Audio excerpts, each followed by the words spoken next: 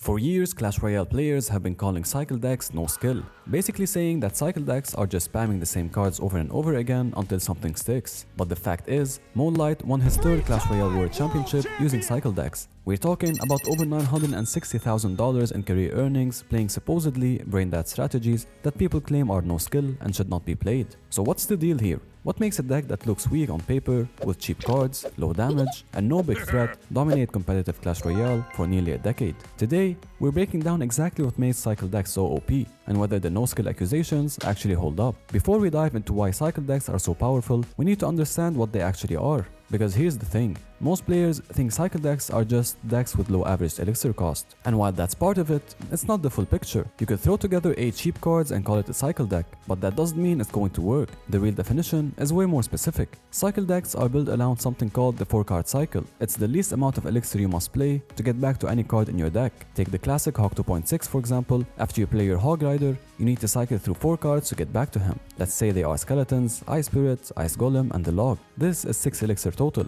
so in about 8 seconds, you're back to a Hog Rider. Now compare that to a beatdown deck. Let's say you're running Golem, Night Witch, Baby Dragon, and Lightning. Your 4-card cycle might cost you 9, 10, and even 12 elixir depending on your hand. That means it takes you nearly twice as long to get back to your win condition. The speed difference is the foundation of everything that makes cycle decks so powerful. Beatdown is all about building massive, expensive pushes and overwhelming your opponent with raw power. Bird spam is aggressive split lane pressure where you're constantly forcing your opponent to defend multiple threats at once. Control decks are reactive, defensive playstyles that wait for the opponent to make a mistake and then capitalize on it. But cycle decks are about constant chip damage and getting your win condition back faster than your opponent can get their counter back. Every card in a cycle deck serves a dual purpose on offense and defense. Ice Golem isn't just a tank for your hog, it's also a kiting tool that can pull a P.E.K.K.A. across the entire arena. Cannon isn't just a defensive building, it's also a way to burn elixir to get back to your next hog faster. Musketeer isn't just support for your push, she's your main damage dealer on defense. This versatility is what makes the archetype so resilient, and unlike beatdown, where one mistake can cost you a tower, cycle decks are designed to make mistakes recoverable. If you mess up on defense, you just cycle back and try again in a few seconds. So in simple terms, a cycle deck is a deck that has a win condition and 7 cheap cards you use to defend and cycle back to your win condition. But here's what people get confused. You might be thinking, okay, so cycle decks are about low elixir cost and fast rotation. Can't I just throw a giant in a deck with 7 cheap cards and call it a cycle deck? Well, technically, yes you can. You could build a giant cycle deck on paper, but here's the thing.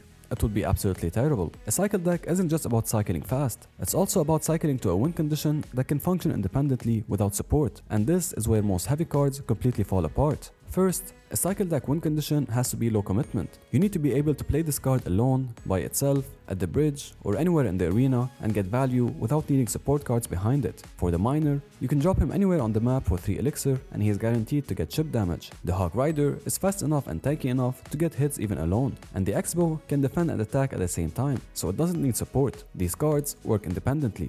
Now compare that to a giant, which costs 5 elixir, but played at the bridge by itself, and what happens? The opponent drops literally anything like a mini P.E.K.K.A., a prince, or even just skeletons and an ice spirit, and your giant barely survives. The giant needs support. Suddenly, your low commitment play is costing 12 or 13 elixir, and that's not a cycle deck anymore. That's just a bad beatdown deck pretending to be something it's not. The second requirement is that the win condition can be easily spelled out. If your entire win condition dies to one spell, you're not cycling, you're just praying. This is why Wall Breaker's cycle can be tricky to pilot. They cost 2 elixir and deal massive damage if they connect, but they die to log, arrows, or snowball. Goblin Barrel has the same problem. 3 elixir that gets completely countered by a 2 elixir log. These cards can work in a cycle deck, but only if you can bait out the spells first, which then becomes a bait deck. And third, the win condition can't give away your play too hard. Golem can only be played in the back. When you drop a Golem, your opponent knows that you're building a push, and they have 8 seconds to prepare or punish you immediately on the second lane. But Miner can be played anywhere at any time. Hog Rider can be played reactively or aggressively, and X-Bow can be defensive or offensive. This is why Giant Cycle, Golem Cycle, or simple cycle decks don't work. They need specific win conditions that have specific features. And now, we move to the main point. What makes cycle decks so OP? There are 4 core mechanics that make cycle decks in general so OP, starting with the first one, mathematical outcycling. Let's say your opponent has Tesla as their Hog Rider counter. This is an equal trade that will get you 0 damage because Tesla shuts down Hog completely if placed correctly. So you play your Hog Rider with 4 elixir and they respond with Tesla for 4 elixir, even trade so far. But here's where the magic happens. you immediately start cycling your cheap cards, Skeletons for 1 elixir, Ice Spirit for 1 elixir, Ice Golem for 2, and then the Log for 2 elixir. This is 6 elixir spent in roughly 8 to 10 seconds, and your second Hog Rider is now ready to go. Meanwhile, your opponent's Tesla is still sitting 3 or 4 cards away in the rotation, and your Hog is at the bridge again. But this time, they don't have their counter. Now they have to defend with something else, maybe drop a mini P.E.K.K.A or some skeletons of their own. It's a worse defense than a Tesla, so your Hog gets a hit or 2 on the tower. And this is what will eventually win you the match. Congratulations, you just guaranteed damage not because you outplayed them, but because you mathematically prevented them from having their counter available. This isn't about skill or prediction or reading your opponent's hand. This is about the fact that your 4-card cycle costs 6 elixir and theirs costs 10 or more. And there's nothing they can do about it unless they completely rebuild their deck around cycling as fast as you, which means they're now also playing a cycle deck. No. You see the problem? It's basically you either die a hero or live long enough to become the villain and start playing cycle decks yourself. The second mechanic is elixir efficiency from cheap cards, and this is where the 1 elixir problem comes in. If your opponent drops a mini P.E.K.K.A on your tower for 4 elixir and you respond with 1 elixir skeletons, those 3 little skeletons distract the mini P.E.K.K.A long enough for your princess tower to kill it before it even lands a hit. So you just countered the 4 elixir card with 1. Or if your opponent plays Mega Knight at the bridge for 7 elixir, and you perfectly place skeletons in the middle and Ice Spirits in front of it to lure the Mega Knight into activating your King Tower, you just defended a 7 elixir card for 2 elixir plus King Tower activation. And you cycled 2 cards, which brings you closer to your main win condition. These small trades compound over the course of a 3 or 4 minute match, and suddenly you're sitting on an elixir advantage and your opponent has no idea how they got so far behind. But here's a real problem. Supercell admitted this themselves. In their January 2025 balance notes, they nerfed Evolved Skeletons and Evolved Ice Spirit, saying these evolutions were too efficient on defense and too strong at shutting down huge pushes for only 1 elixir. This is an unfixable balance problem built into the game's economy. They can nerf the freeze duration, they can nerf the damage, they can nerf the hit points, but as long as the card costs 1 elixir and provides any value, it's going to be efficient. But it's not just about 1 elixir cards. The efficiency extends to win conditions themselves. Miner costs 3 elixir and guarantees 200 plus chip damage on the tower that literally cannot be prevented. Wall breakers cost 2 elixir, and if they connect to the tower, they deal over 400 damage. That's more damage than a fireball for less elixir. Even if your opponent logs them, you broke even on elixir and you cycled a card. Expo costs 6 elixir, but it can defend an entire push by itself and then lock onto the tower for 1000 plus damage if left unchecked. 6 elixir that does the job of a defensive building and a win condition. That's insane efficiency. Now the third mechanic is risk asymmetry. And this is where cycle decks break the fundamental rules of Clash Royale. The game is supposed to punish mistakes. If you overcommit on offense and get countered, you should lose elixir and tempo. If you mess up a defense and let a card through, you should take damage. That's the deal. But cycle decks don't play by these rules. Let's compare beatdown to cycle. Beatdown commits 15 plus elixir to a golem push. You drop golem in the back for 8 elixir, you build up a night witch behind it for 4 elixir, and then you add a baby dragon for another 4 elixir. That's 16 elixir committed to one lane. If your opponent defends this perfectly and wipes your push, you just lost 16 elixir worth of investment and you're probably about to lose a tower on the counter push. One defensive mistake and you're done. And now let's look at a miner cycle.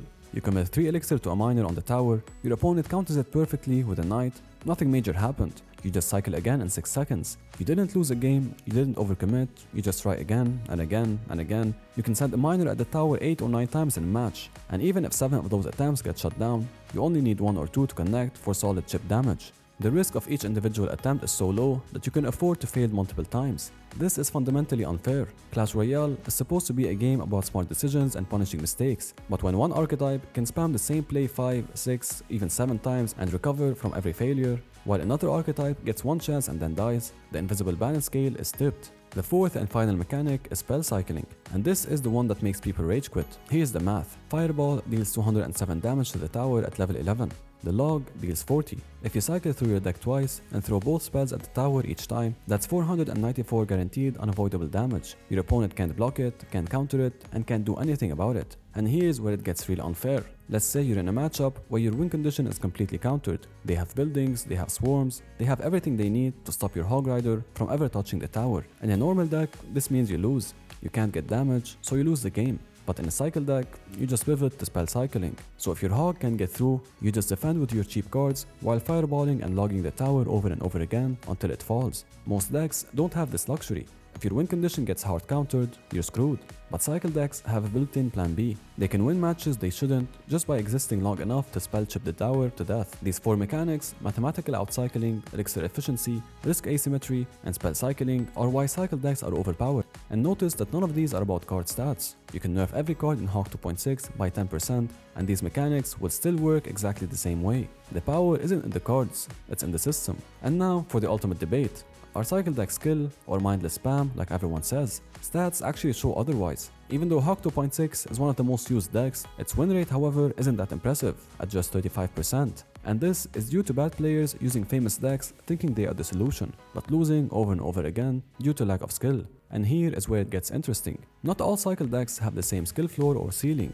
Hawk 2.6, for example, has a relatively accessible floor. Anyone can play Hawk at the bridge and fireball the tower and get some value. The basic concept is simple, but the ceiling is insane. Watch Yerson CZ play Hawk 2.6 at the top of ladder and it looks like a completely different game. Perfect cannon placements to pull units into both tower ranges, frame perfect ice golem kiting, and predictive fireballs on buildings before they're even placed. The micro skill required to play at that level is absurd. Expo, on the other hand, is one of the hardest decks to pick up in the entire game. New players will lose over and over because they don't understand defensive Expo placements. They don't know how to count Elixir, and they don't know when to commit versus when to defend. But if you master it, it's unstoppable. The mechanics we talked about earlier exist even for mediocre players. A bad Hawk 2.6 player will still benefit from outcycling, and a bad miner player will still get guaranteed chip damage. The structural advantages are there regardless of skill, but elite players multiply those advantages exponentially and win matchups they're supposed to lose. So it's a deck that gives anyone that plays it a gameplay advantage naturally right at the start of the game, but only the actual skilled players will know how to use it to its full potential to win consistently. So yes, cycle decks are OP, but only in the right hands. Thank you for watching this video, and let me know down in the comments if you agree with everything I said or not, and don't forget to subscribe.